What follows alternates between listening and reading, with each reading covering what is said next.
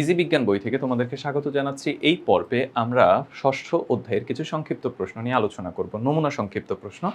প্রথম প্রশ্নটার ক্ষেত্রে খেয়াল করি, পলিথিন কোন ধরনের পলিমার? পলিথিন এক ধরনের কৃত্রিম পলিমার। যে সকল পলিমার প্রকৃতিতে পাওয়া যায় না, শিল্প কলকারখানায় কৃত্রিমভাবে তৈরি করা হয়, তাদেরকে কৃত্রিম পলিমার বলে। ইথিলিন নামক মনোমারকে টাইটেনিয়াম ক্লোরাইডের উপস্থিতিতে বায়ুমণ্ডলীয় চাপে শিল্প কলকারখানায় পলিথিন তৈরি করা হয়, তাই পলিথিন কৃত্রিম পলিমার। মানে ইথিলিন থেকে হচ্ছে রাসায়নিক বিক্রিয়ার মাধ্যমে পলিথিন তৈরি করা হয়, যেহেতু এটা কৃত্রিমভাবে তৈরি করা হচ্ছে, সুতরাং এটা কৃত্রিম পলিমার। পিভিসি পাইপকে থার্মোপ্লাস্টিক বলা হয় কেন? যেই সকল প্লাস্টিক তাপ দিলে নরম হয় এবং ঠান্ডা করলে শক্ত হয়, তাদেরকে থার্মোপ্লাস্টিক বলে থাকে। মানে তাপে যাদের বৈশিষ্ট্য পরিবর্তন হয়, তাদেরকে থার্মোপ্লাস্টিক বলে থাকে।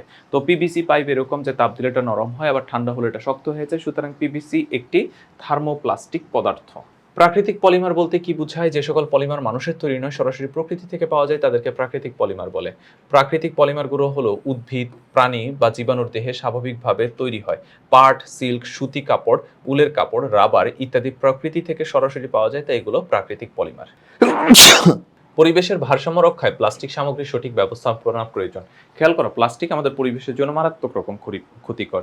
ড্রেনে আটকে থেকে ড্রেন বন্ধ করে ফেলে, নদীতে পড়ে নদীর নাব্যতা কমায়, সমুদ্রে পড়ে মাছের পেটে যায়, সেগুলো আমরা খাওয়ার পরে আমাদের শরীরে এগুলো প্রবেশ করে বিষাক্ত বিষক্রিয়া তৈরি করতে পারে। প্লাস্টিক পোড়ালে হাইড্রোজেন, সায়ানাইড, কার্বন মনোক্সাইডের মতো বিষাক্ত গ্যাস তৈরি করতে পারে। সুতরাং প্লাস্টিক আমাদের পরিবেশের জন্য ক্ষতিকর। তাহলে এটাকে কি করতে হবে? এইটাকে হচ্ছে সঠিক ব্যবস্থাপনা প্রয়োজন হবে। মানে এইটা যখন আমরা ফেলবো, তখন এটা নির্দিষ্ট জায়গায় নির্দিষ্ট প্রক্রিয়ার মধ্য দিয়ে যাতে এদেরকে ভ্যানিশ করা হয়, সেই সাথে যেটা করা প্রয়োজন সেটা হচ্ছে প্লাস্টিককে রিসাইকেল করা, বারবার ব্যবহার করা, যাতে হচ্ছে যে প্লাস্টিক আমাদের পরিবেশে সরাসরি গিয়ে প্রভাব ফেলতে না পারে। যদি ব্যবস্থা করা না হয়, তাহলে এটা পরিবেশের উপর মারাত্মক প্রভাব ফেলে। সুতি বস্ত্র টেকসই হওয়ার কারণ কি?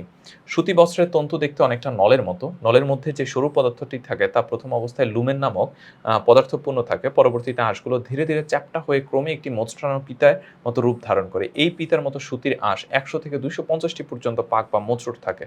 বস্ত্র বা কাপড়ের তৈরির সময় উক্ত মোচড়ানো অংশ একে অপরের সাথে সুন্দরভাবে মিশে যায় বলে সুতি বস্ত্র টেকসই হয়।